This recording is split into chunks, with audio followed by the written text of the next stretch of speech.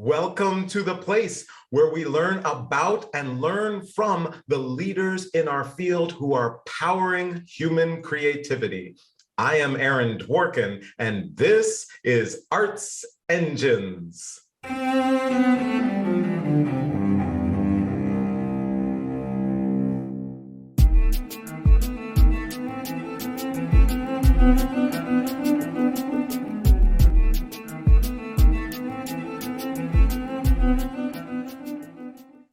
Thanks again for joining me here on Arts Engines.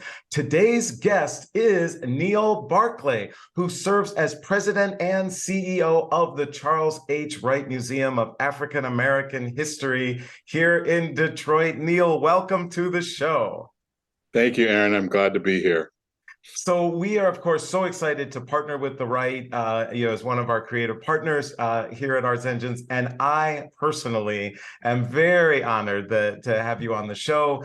You have played a huge role in my life and have been a guide and a mentor and a host of situations that I've found myself in as an arts leader, and the breadth that you've had and just impact in the field across performing arts and museums is just extraordinary. So it is particularly great to have you on the show. Thank you, Aaron. I appreciate that. So I thought maybe it might be good just to quickly start out for everyone in our audience, just if you could share kind of the breadth of the work. Everyone here in, Southeast Michigan certainly knows all of the work of the Wright, but if you could kind of just share just a sense of the breadth of the programming that the Wright does. Sure. The Wright is one of the oldest African-American, quote, museums in the country. And I say that, quote, that way because we're really a cultural center as much as anything. So we do exhibitions and public programs and lectures, and we just had Charles Blow here, for example, for MLK Day. And educational activities for kids. We do teacher training. We have a active and vital performing arts program. We do have a 300+ seat theater within our facility. So we really do present, I guess, the breadth of experiences related to African Americans and their impact on our American culture. From a historical perspective, from a contemporary perspective. Our mission also, or our goals as we've outlined them more recently, also involve becoming more visible in the how can I call it, the environmental justice movements around the country. It's an attempt by us to really lift up those concerns because we as African Americans have not been as active in those conversations. We've not been at the table oftentimes. And, sort of that absence has really created some problems within our own community. So that's an important part of our work. And then increasingly, I'm concerned, maybe it's just because I'm getting older, but I'm concerned about mentorship. I'm concerned about the next generation of leaders, particularly that space between the emerging leader kind of idea and how do people move from that space as just starting out in the field to sort of mid-career and then into some of the executive positions. Because as some of us old dogs age out, there's a real concern about who has the experience, the skill, the sensibility, frankly, to manage these kinds of institutions. So a lot of our work right now is around thinking about and developing experiential fellowships. I think of it like, I was trained as an attorney after my arts training. I don't know what I've done some of everything, it seems like some days, right? But at any rate, you have to clerk, in order to really get a sense of how that knowledge works in practice. Doctors do residencies and things like that. And I think there's an opportunity within that cultural sector to think about fellowships more in that vein from the experiential standpoint. You have the knowledge, you have the skill. What does it really look like in practice? Yeah, absolutely.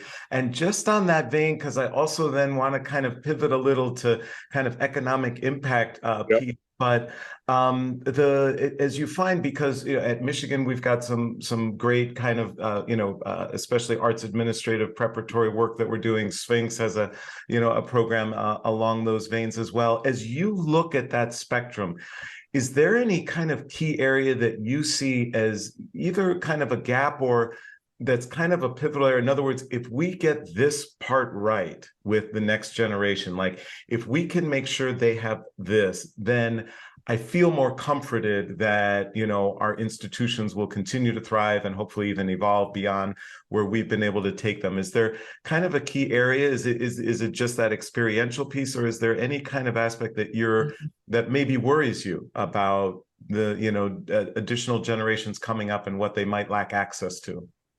Sure. I mean, I think that most people going into the arts and culture have some feeling, some vision around the cultural piece, what they want to communicate to their communities as it relates to a culture, their own culture or cultures that they come from. I think what's missing, though, is what is it actually like to run these institutions, right?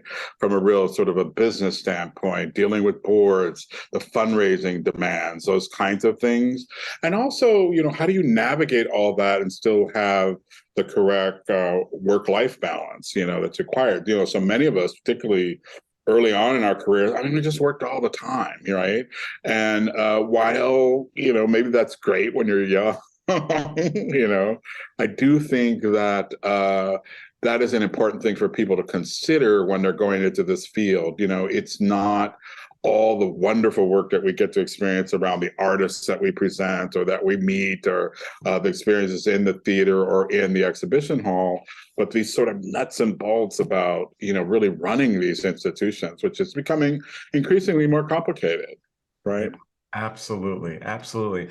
Well, and so that kind of in a way ties over to, obviously, over the past couple of years, people have definitely, I think, become more aware and engaged with issues relating to institutions of color, institutions led by people of color, BIPOC institutions, et cetera. And so I'm curious too, because there certainly is this, you know, big push or demand from many funders to say, what's your economic impact? Or political leaders to say, hey, arts and culture community, what is your economic impact that you have? So I'm curious, kind of, first, what are your thoughts about that and the importance of institutions, and especially BIPOC institutions, understanding and knowing their economic impact? And then how can we best go about sharing that or somehow communicating that impact? Mm-hmm. Well, I have to say, to a certain extent, you know, focusing on, quote, economic impact sort of downplays the value of BIPOC organizations in their communities, which are more about really giving people a sense of self, a sense of identity that they move through the world with, right? And I think that's a lot of the role of arts and culture, right?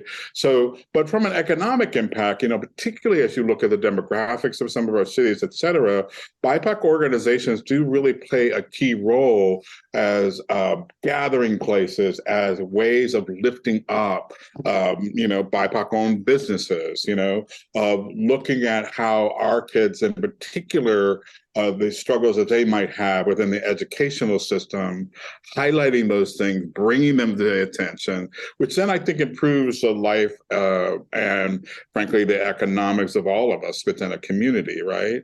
So we have a role to play in really helping everyone understand what the needs are, elevating them, elevating the people who are having an impact, right? So we're sort of the amplifier of this work, if you will, right?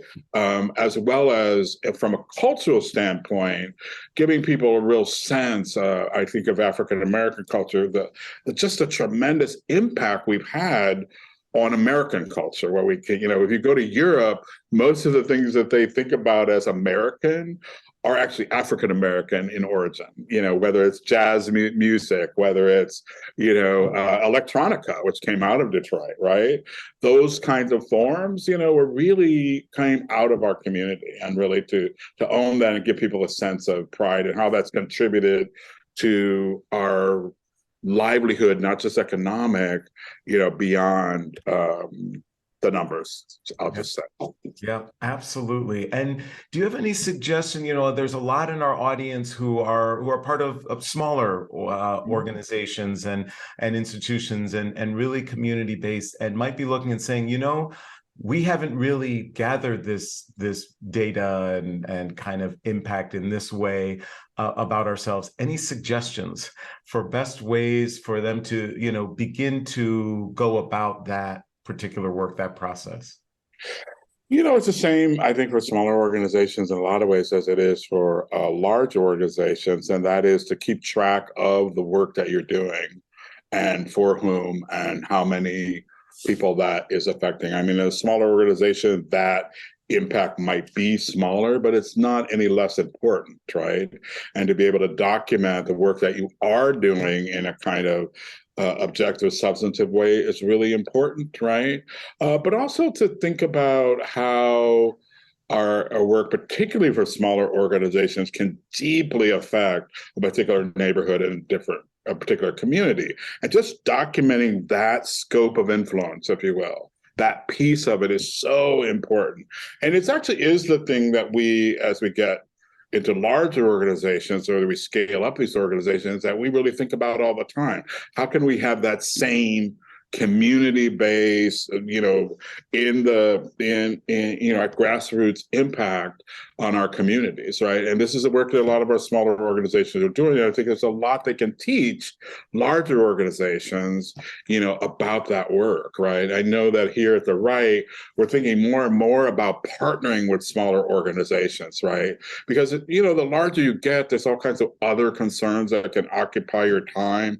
And we sometimes can lose track of that, grassroots impact that we could be having, that these smaller organizations have every day. Absolutely. Awesome. Awesome.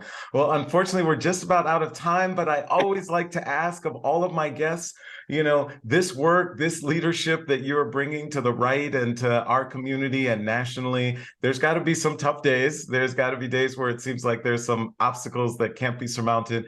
Where do you turn as a leader, as a cultural leader, as an arts leader, as a community leader, for your own strength, for your own ability to tackle the tough things that come on your path? Yeah, I mean, I lean a lot on my colleagues. There's been a lot, particularly post-COVID, that has been talked about and written about the value of being with your peers, right? And having an opportunity to talk to them in formal and informal settings.